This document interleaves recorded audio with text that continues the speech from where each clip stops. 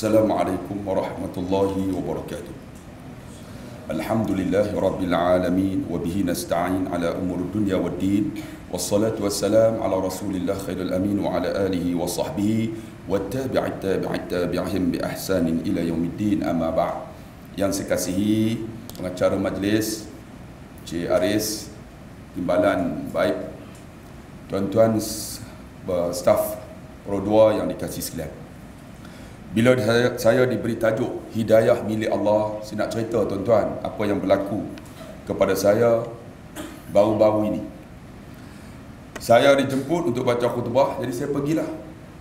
Sebab tu hidayah milik Allah tuan-tuan. Bila sampai pukul 12.30 saya bertolak daripada sekolah. Tiba-tiba ada satu panggilan naik daripada telefon saya, private number. Terus salam pun tidak, apa pun tidak. Ni Ustaz Abdullah Khairi kah? Cerita saya, Ustaz nak baca khutbah di Masjid Batu Setengah, Kampung Sementar. Ya, Ustaz jaga. Ustaz hentam kami, Ustaz siap. Saya kata, saya nak hentam apa tuan-tuan? Nak hentam apa cik? Saya ni penceramah je. Dia tahu Ustaz jaga. Ustaz jaga mulut Ustaz. Saya akan tengok Ustaz dalam masjid. Saya kata, kalau tuan berani, tuan bagilah number. Kenapa naik private number? Bagi tahu nama siapa ni. Tak payah, saya tunggu Ustaz di masjid. Saya masuk. Bila sampai di sana tuan-tuan, tiba-tiba ada orang duduk depan meja saya. Dia duduk depan meja tuan-tuan, dia buka handset, kemudian dia tekan keluar lampu. Dia duduk depan tu, dia ambil gambar saya. Dia ambil tu.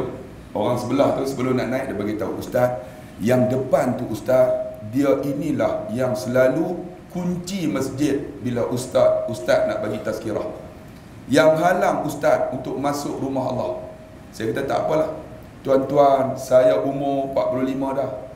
Ketika umur 22 saya berceramah. Sekarang ni 45, 23 tahun dah. Tuan-tuan, kita tahu bagaimana nak tackle orang. Tak apalah. Dia duduk, dia ambil gambar. Duduk di depan. Saya pun ceramah. Saya ceramah, saya kata hidayah milik Allah. Saya cerita bagaimana Nabi SAW ketika mana berhadapan dengan Abu Talib, bapa saudara dia. Di saat Abu Talib nazak nak mati, kan, Nabi datang sebelah kanan. Ya ammi, wahai bapa saudaraku, sebut la ilaha illallah, aku jadi saksi di akhirat. Datang Abu Jahal. Wahai Abu Talib, kamu nak tinggalkah ajaran nenek moyang kamu? Nabi kata, ya ammi, qul la ilaha illallah, aku jadi saksi. Abu Jahal, kamu nak tinggalkah ajaran nenek moyang? Lalu Abu Talib, aku kekal dengan ajaran nenek moyangku. Maka roh keluar. Bila roh keluar tuan-tuan, saya cerita dalam majlis itu. Dia duduk di depan, ambil gambar ni. Saya kata, pada ketika itu Nabi bersedih sebab Abu Talib mati dengan ajaran nenek moyang. Nabi angkat tangan, ya Allah, ampunlah dosa Abu Talib, ya Allah. Turun ayat, innaka la tahdi man ahbabta walakinallaha yahdi man yasha. Kamu Muhammad tak boleh bagi hidayah kepada siapa kamu suka, tetapi Allah bagi hidayah kepada siapa yang dia kehendaki. Lalu Allah kata, wahai Muhammad, aku akan tolong Abu Talib ini kerana dia tolong kamu. Aku akan hantar Jibril alaihi salam untuk memberitahu kepada kamu tentang seksa Abu Talib. Bagaimana? Jibril datang bagi tahu, wahai Muhammad, Abu Talib ni tolong kamu, maka dia akan diseksa dalam neraka Jahannam. Neraka Jahannam ni di atas sekali, yang mana di bawah namanya Hawiyah. Hawiyah ni untuk siapa? Untuk Namrud, untuk Haman, untuk Qarun, untuk Abdullah bin Ubay. Bukan Abdullah Khairi ya. Abdullah Khairi itu saya. Janganlah tuan-tuan, doa yang itu kan. Jadi neraka Jahannam ni tuan-tuan nak masuk, walilladzina kafaru bi rabbihim azabu jahannam wa bi'sal masir. Bagi orang yang engkar perintah Allah, masa hidup semayang pun tidak, puasa pun tidak, tak suka dengan apa yang Allah suruh, Allah masuk neraka Jahannam. Neraka Jahannam ni apa? Wa bi'sal masir, seburuk-buruk tempat kembali. Ni neraka Jahannam ni. Lalu kata Jibril, aku akan seksa Abu Talib ini dalam neraka Jahannam. Diambil sebesar ibu jari kamu, akan bara api neraka Jahannam. Lalu diletak bawah tapak kaki Abu Talib.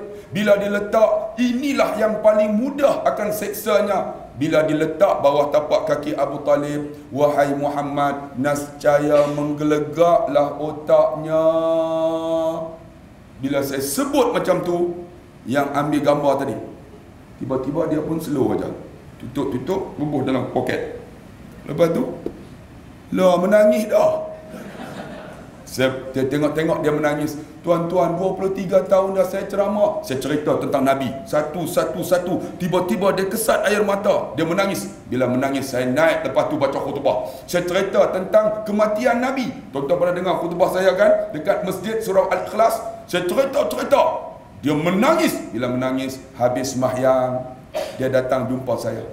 Dia cium tangan saya. Dia tengok muka saya. Ustaz, yang telefon tadi tu saya lah Ustaz. La ilaha illallah. Mengaku lah, Ustaz, saya banyak dosa Ustaz. Rupanya dia duk ingat Ustaz ni bila datang nak hentam orang, nak kutuk orang, nak buat macam-macam dah. Bagi dia tak suka. Rupanya bila dia dengar, tuan-tuan, dengar hidayah milik Allah, tuan-tuan. Dia kata, Ustaz, saya banyak dosa lah Ustaz. Saya kata, banyak dosa, duduk di sana bagi minta maaf dengan Allah. Saya naik baca khutbah tu, tuan-tuan. Saya duduk atas member tu, boleh nampak semua. Saya tengok semua menangis. Termasuk Bangladesh pun menangis juga. Yang tak faham pun menangis juga. Sebab semua menangis, dia pun menangis. Habis-habis saya pun masuk dalam kereta. Ketika tutup pintu, tiba-tiba datang seorang Indonesia, berlari daripada hujung keluar. Bapak Ustaz, sekejap.